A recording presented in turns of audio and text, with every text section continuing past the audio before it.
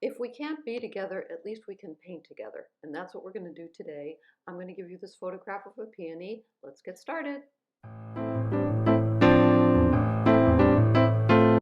Here's the photograph, and you can screen capture it. And if you want this video to be even slower, you can, if you're on YouTube, you can touch the screen and there'll be three dots that appear on the upper right-hand corner, and you can control the speed from there.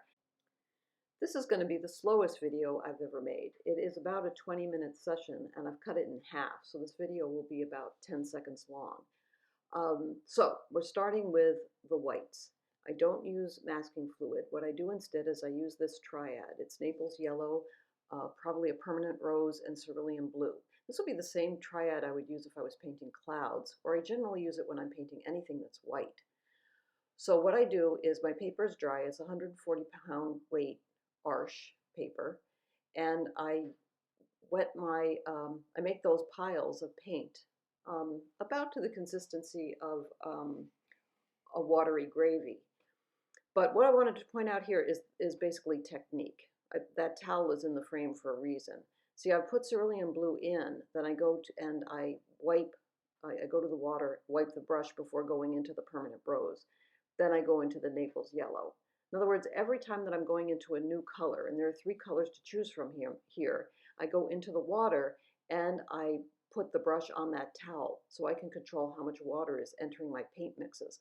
And that's one of the questions that people ask when they watch someone watercolor on an easel. They ask, well, how do you keep the water from just falling off the easel?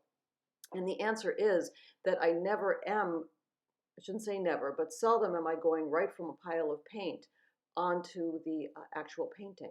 I wipe the brush frequently first. That's not true. What I do is I go to the water, I wipe the brush on the towel, then I go into the pile of paint that I've already controlled for consistency.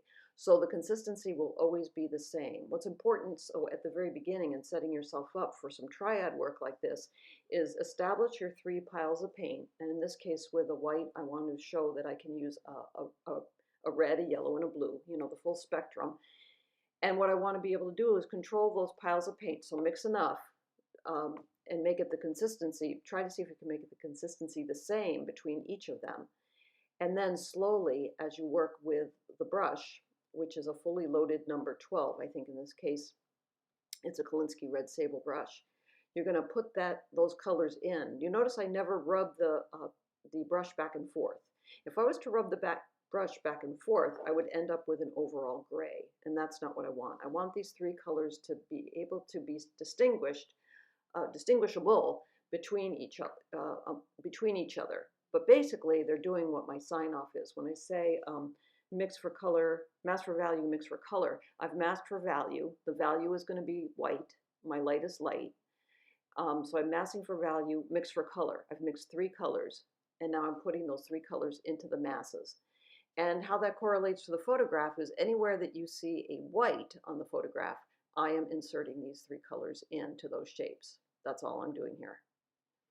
Okay, now I need to dry.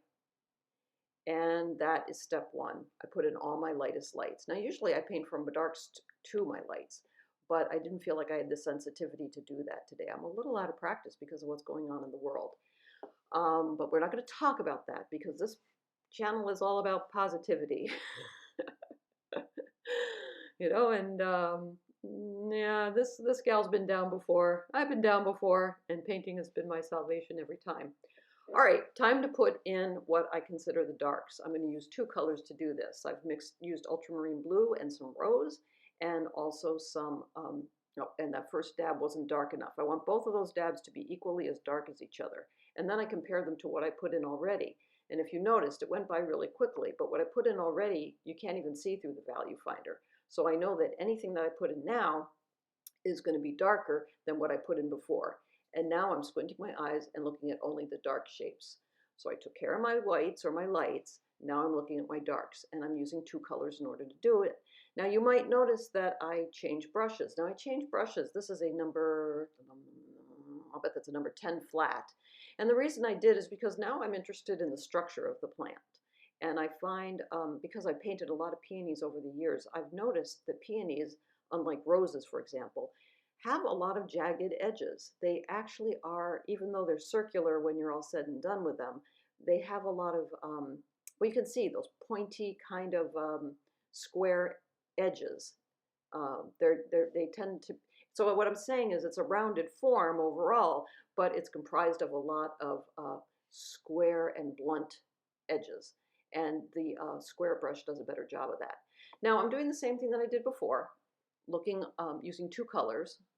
So I have two colors on my palette right now, that violet and also more of a, so a purple violet and more of a red violet.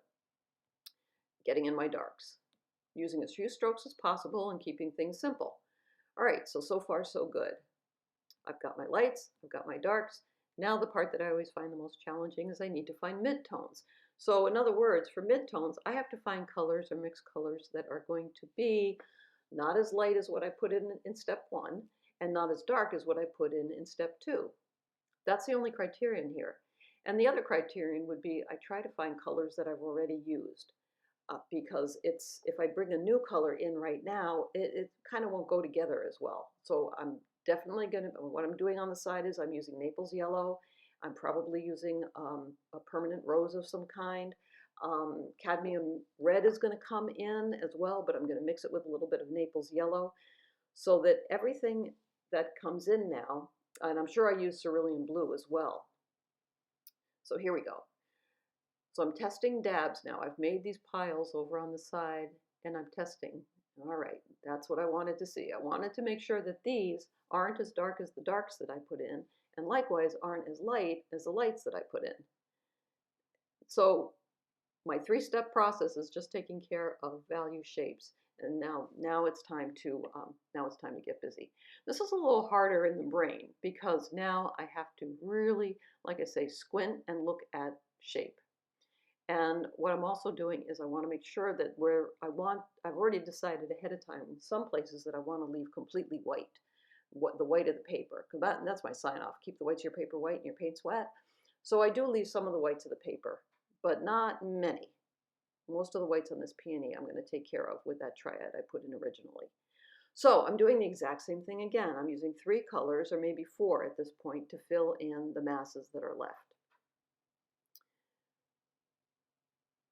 So here we go. Now on that side of the peony, it's a little bit darker down below, and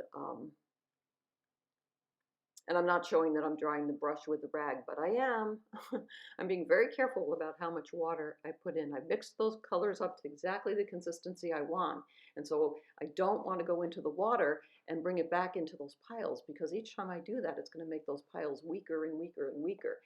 And people wonder sometimes at the end of a painting why everything looks so washed out. And it's because each time you go into the water, if you carry it back to the paint that you mixed, it's going to get more diluted, and more diluted. And the strange thing about that is you don't think that's happening, because when you look at the pile of paint that you have, if you go to the water all the time, it appears to get bigger and bigger and bigger. And it does. Your pile gets bigger and bigger and bigger, but the intensity of the color gets weaker and weaker and weaker. It's a conundrum. So the bottom line is mix more paint into your piles than you think you need at the beginning of the painting. Better to have too much left over than not enough mixed up, or to get desperate as you're partially through and start throwing water into that pile, because it's going to end badly. Now, so I should also say this is only step 1. I wanted step 1, meaning I did all 3 steps, but I'm going to complete the painting with you tomorrow. We started with a photograph, and you can see it directly ahead here. And tomorrow I'm going to put it in the background and also finish what I call final adjustments. So if you can paint along with me and get this far, that would be terrific. And if you have any questions, just ask me, because I will answer them. I'll answer any emails. So remember to keep the whites of your paper white, your paint's wet, math for value, mix for color, and I will see you next time. And keep your chins up. I'm trying to keep my chin up. And there are some of the color dabs that you can see, and squint and you can see the difference in values. All right, see you next time. Bye-bye.